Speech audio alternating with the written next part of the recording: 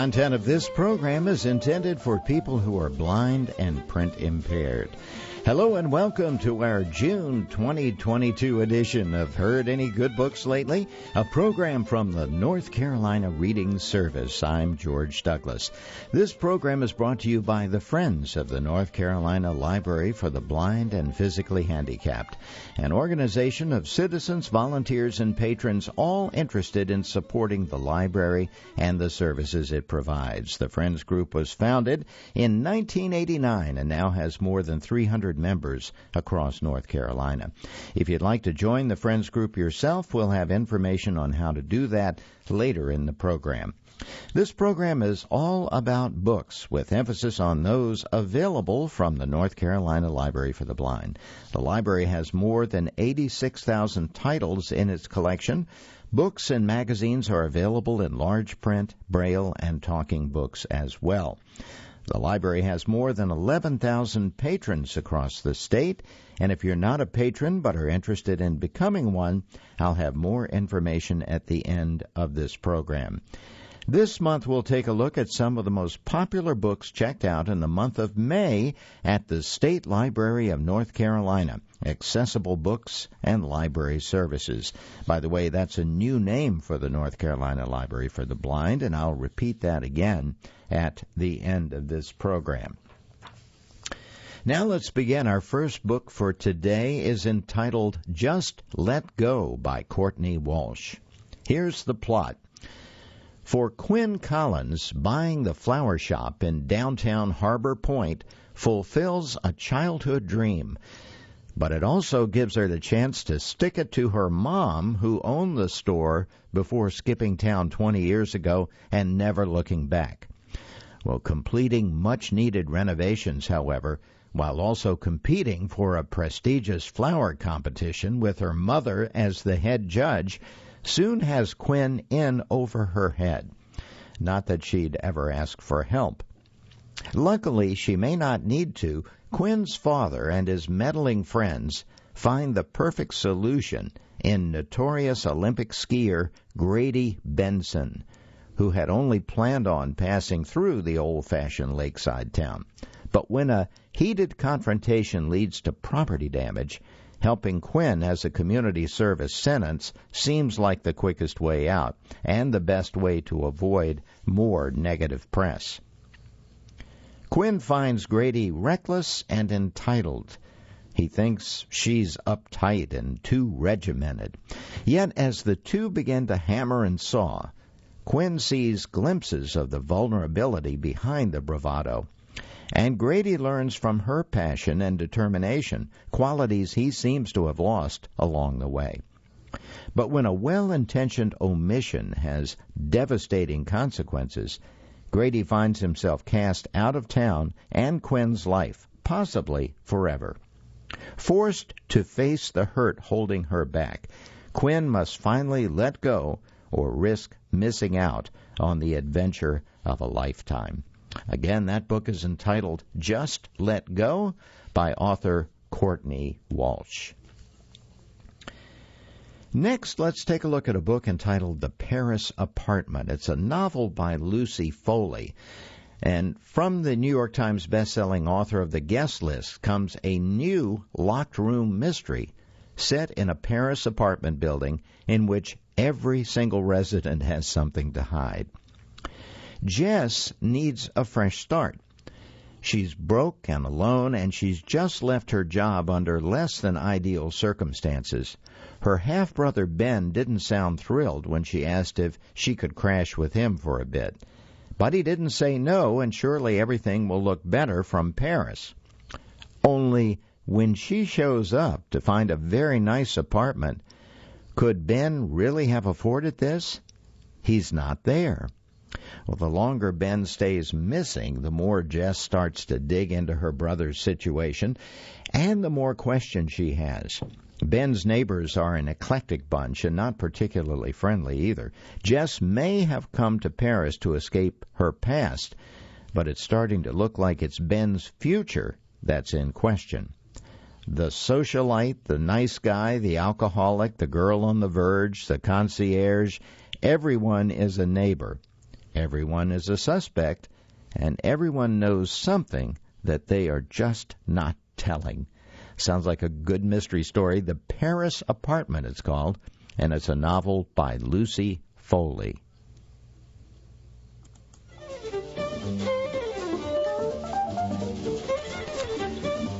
Next, let's take a look at a book called Unyielding Hope by Janet, or I think it's probably pronounced Jeanette Oke, and that's spelled O-K-E. Jeanette Oke. As a young girl, Lillian Walsh lost both her parents and a younger sister. Now in her 20s, after enduring the death of her adoptive mother, Lillian must find her place in the world. Now, just as her adoptive father is leaving for an extended trip to his native Wales, a lawyer appears at the door to inform Lillian that she has inherited a small estate from her birth parents, and that the sister she had long believed dead is likely alive. When she discovers that her sister Grace is living in a city not far away, Lillian rushes to a reunion, fearful that the years of separation will make it hard to reconnect. When the two sisters meet, Grace is not at all what Lillian expected to find. Though her circumstances have been difficult, Grace has big dreams.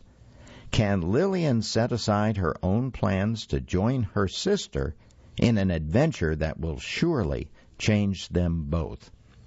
The book is entitled Unyielding Hope by Jeanette Oke.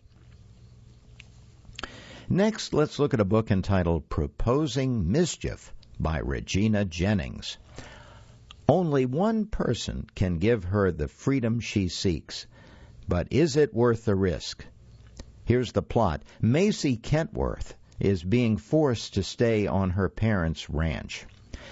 After a short-lived relationship with the wrong man, she's worried about inflaming things further between her former beau and her protective family. Left to rue her mistakes, she keeps busy exploring the idle mine at the edge of their property, where she discovers a great treasure. Boone Bragg is also stuck. With his parents on vacation, the management of Bragg Mining falls on him, and one of his advisors wants him as a son-in-law. One wrong move and Boone will end up either offending an associate or marrying a woman he can't endure. While closing up a spent mine, Boone gets two surprises. One is a Spitfire farm girl who's trespassing with a pickaxe, and the other is the amazing crystal cavern that she has discovered. Suddenly, Boone sees a way to overhaul the family business. With part of the cavern on Kentworth land, Boone makes Maisie a proposal that he hopes will solve all of her problems. Instead, it throws Joplin into chaos, and it will take all of Maisie's gumption to set things straight. Once again, this book is called Proposing Mischief by Regina Jennings. Now here's a book that was very popular during the month of May. It's called Coyote Alibi, a Naomi Many Mules mystery, Book 1 by Jenna Burgess. This is the first book in a laugh-out-loud small-town murder mystery series. It's a lighthearted small-town mystery on the edge of the Navajo Nation. Sounds like fun. Here's the plot. On the edge of the Navajo Nation, rookie paralegal Naomi Many Mules pauses on a lakeside clifftop to enjoy a moonlit moment. When she hears what might be gunshots, she decides to head for home. The next thing she hears is news of a murdered local sleaze whose passing upsets exactly no one. But when his wife can offer only a coyote for an alibi, the police aren't inclined to look much further for a suspect. That leaves Naomi and her new boss, attorney Grant Carson, to take up sleuthing. They navigate through a colorful assortment of criminals, surly teenagers, prominent locals, some polygamists, and a mobster or two, and then they become targets themselves. Here's a little background on these two sleuths. It'll maybe intrigue you to want to listen to this book. Naomi Many Mules is bluffing her way into a new paralegal career for which she is not entirely qualified. Luckily, she's smart and feisty and has lived in Sage Landing all her life, so she knows just about everything that goes on here on the western edge of the Navajo Nation. Now, she's also got some training and a lot of motivation. As a divorced 30-something mom of two, she needs a steady job and she wants a stable career. So that's Naomi Many Mules. Next, Grant Carson, also the key personality in this book, is middle-aged, cynical, and handsomely scruffy. He's a reluctant attorney, a tough ex-prosecutor from Phoenix who has escaped to a remote lakeside town to practice just enough law to augment his small pension. Since arriving in Sage Landing, he's kept company with some attractive women, but the real passion of his life is his old yacht, the Deep End. So that's the story about Grant Carson. The book is called Coyote Alibi, and it's a Naomi Many Mules mystery. Book number 1. It's by Jenna Burgess. By the way, her name is spelled Jena, and Burgess is Burges. Jenna Burgess, The Coyote Alibi. Sounds like a good one.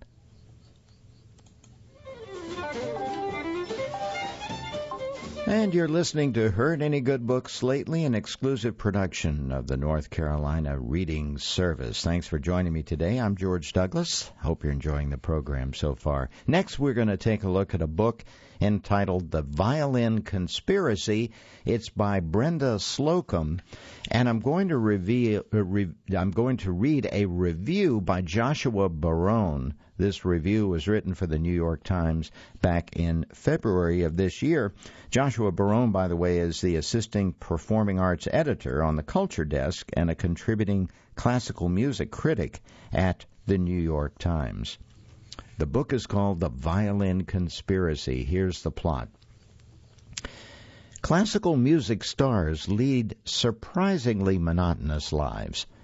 They practice every day. They travel, they endure passport control, they check into hotels, they do it again and again, a routine punctuated and made worthwhile by the thrill of performance.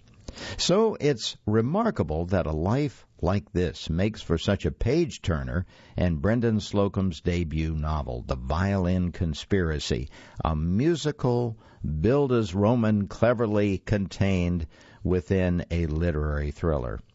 Ostensibly a mystery about a rising star's instrument being stolen and held for a multi-million-dollar ransom just days before he had hoped to make history at the International Tchaikovsky Competition.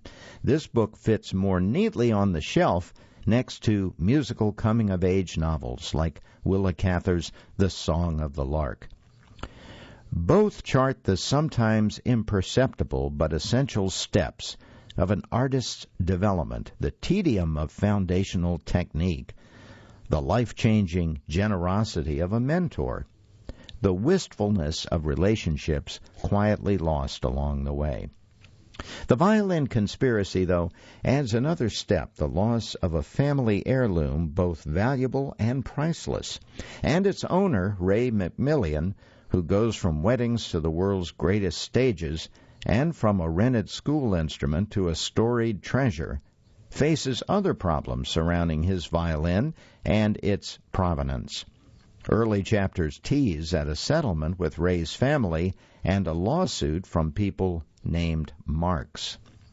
This confluence of crises reminds Ray of all he has overcome in life as he rose from a disadvantaged youth to global fame. He once had little hope of college, but much less a future in performance, and he has long suffered the casual indignities of racism in music and beyond. After his violin is stolen, he thinks he was bringing their words to life. He was exactly what they said he was: incompetent, irresponsible. Such reflections are the heart of the novel, which begins with the theft but then retraces Ray's past for most of the remaining pages. We learn that he grew up being told by his mother and his playing was just noise, but that he was encouraged by his grandmother.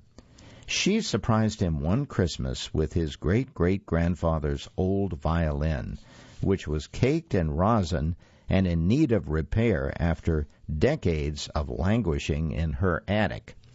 Well, according to family lore, it was a gift that Pop, once enslaved, received from his owner as a free man. An appraisal later reveals that the fiddle is actually a Stradivarius, the stuff of violin legend.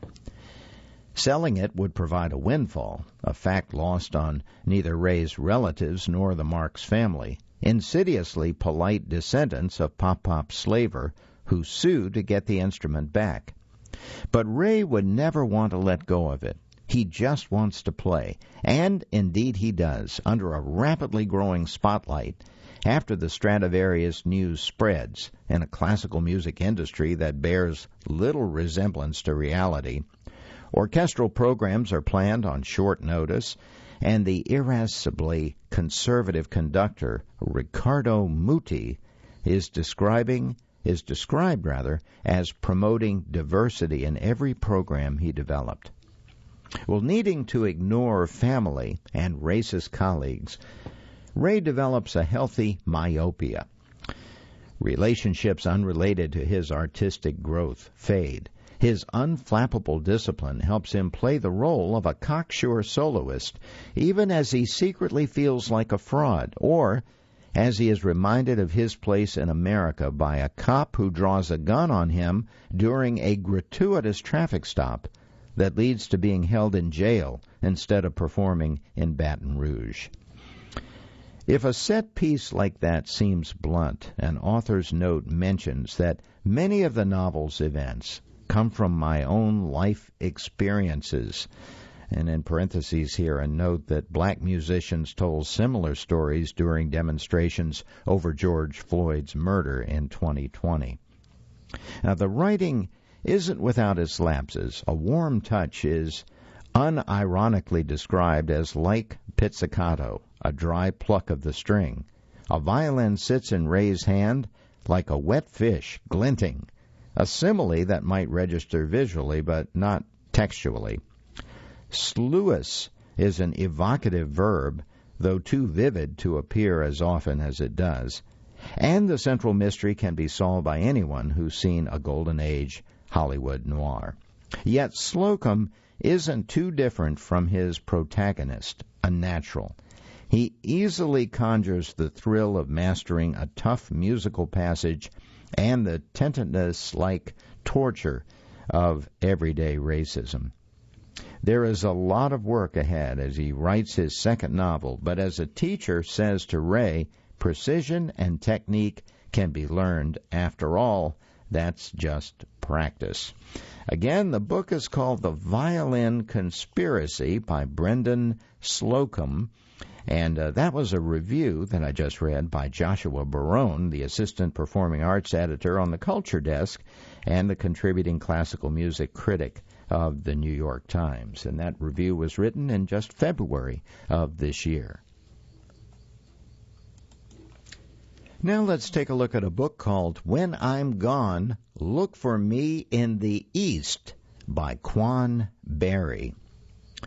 From the acclaimed author of We Ride Upon Styx, a luminous novel that moves across a windswept Mongolia as a pair of estranged twin brothers make a journey of duty, conflict, and renewed understanding. Here's the plot for this one.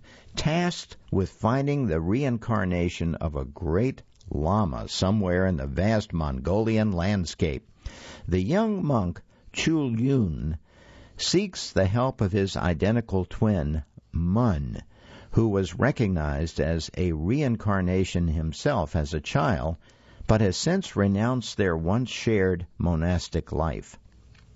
Harking back to her vivid and magical first novel set in Vietnam, Quan Barry carries us across a landscape as unforgiving as it is beautiful and culturally varied, from the stark Gobi Desert to the ancient capital of Genghis Khan. As their country stretches before them, questions of the immortal soul, along with more earthly matters of love, sex, and brotherhood, haunt the twins, who can hear each other's thoughts. Are our lives our own, or do we belong to something larger? When I'm Gone is a stunningly far-flung examination of our individual struggle to retain faith and discover meaning in a fast-changing world, and a paean to Buddhist acceptance of what simply is. The book is entitled When I'm Gone, Look for Me in the East, and it's by author Quan Barry. Now let's turn to a book that looks really interesting to me. It's called One True Loves by Elise Bryant. And I'm going to read a review now by Alethea Contis. This review was written and recorded in January of this year for National Public Radio. While resting during the holidays, I sat down with Elise Bryant's delightful new book full of love, laughter, and glamorous international travel. One True Loves. I had just returned from my own epic adventure to Egypt, and it was a joy to prolong re-entry into real life with her story of love found on a European cruise. Bryant's book takes place the summer after Lenore Bennett graduates from a Los Angeles arts high school, as she and her family embark on a cruise around the Mediterranean. Brilliant, resilient Lenore will start school at NYU in the fall if she can manage to get the sour look off her face every time it's mentioned. Her parents have instilled in their three bright children the idea that young black professionals do not have the luxury of waffling before college. But Lenore has yet to nail down a specific discipline for her major.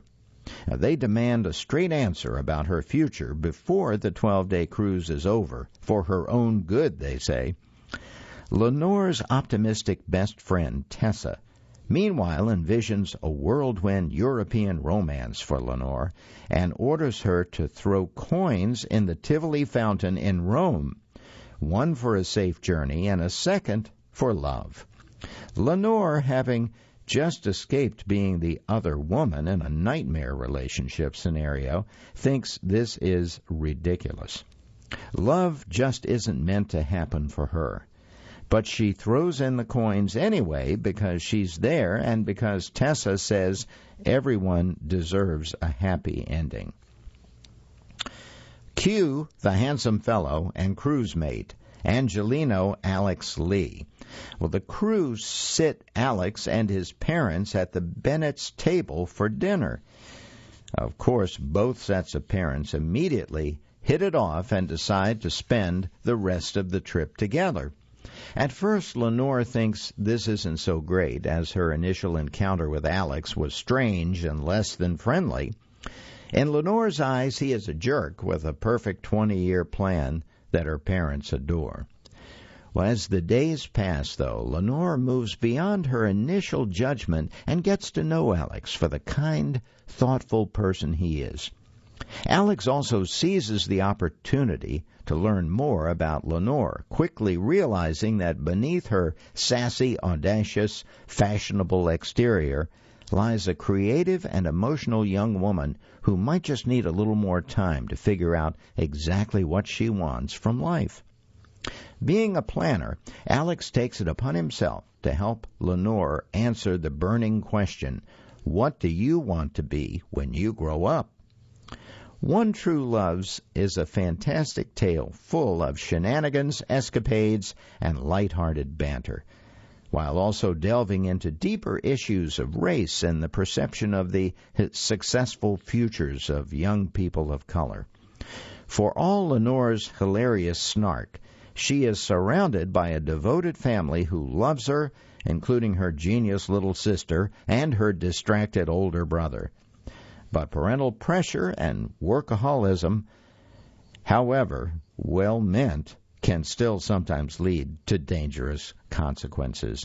One True Loves is a great way to ring in a new year full of possibilities. Bryant elegantly reminds us that the rest of the world is still out there and that adventure awaits. Now, again, this book is called One True Loves. It's by Elise Bryant. It was brand new at the beginning of this year. The review was prepared and written by Alethea Contis for National Public Radio. And in case you'd like to know, Alethea is a voice actress and an award-winning author of over 20 books for children and teens. And we have time for just one more book on our program this month. This is one entitled Destined for You by Tracy Peterson. Can she withstand the storms of life that blow her away? Here's the plot for this one. Gloriana Womack's family is much smaller since scarlet fever killed her mother and 2 of her siblings. She's dedicated her modest life in Duluth, Minnesota, to holding the remains of her fractured family together, caring for her father and her younger brother. But it is hard not to be overrun by worry when her father is often gone on long fishing trips, their livelihood coming from the waters of the temperamental and sometimes deadly Lake Superior. Luke Carson has come to Duluth to help shepherd the arrival of the railroad to the city's port, and he's eager to be reunited with his brother and sister-in-law, who recently moved there and are expecting their first child. Competition for the railroad is fierce, with the neighboring city of Superior, Wisconsin, fighting for the tracks to come through their town instead.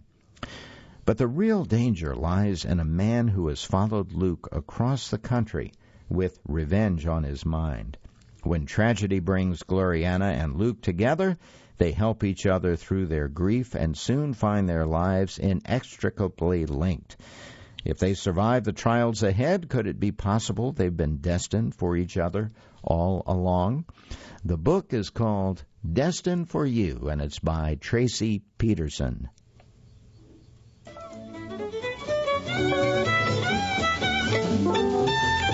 And that is just about all the time we have for this month's edition of Heard Any Good Books Lately? I'm George Douglas. I hope you enjoyed the program. If you'd like more information about how to become a patron of the State Library of North Carolina, Accessible Books and Library Services, simply Google or search for Accessible Books, North Carolina Library. Or you can call toll-free at 888-388-2460. That's 888-388-2460. You can also use the same numbers and website to join the Friends of the North Carolina Library for the Blind. It is that wonderful organization that sponsors this monthly feature on books. This program is intended for people who are blind or print impaired. Heard Any Good Books Lately will be available right after the broadcast at our website, ncreadingservice.org. Thanks again for joining me, and so long until next time.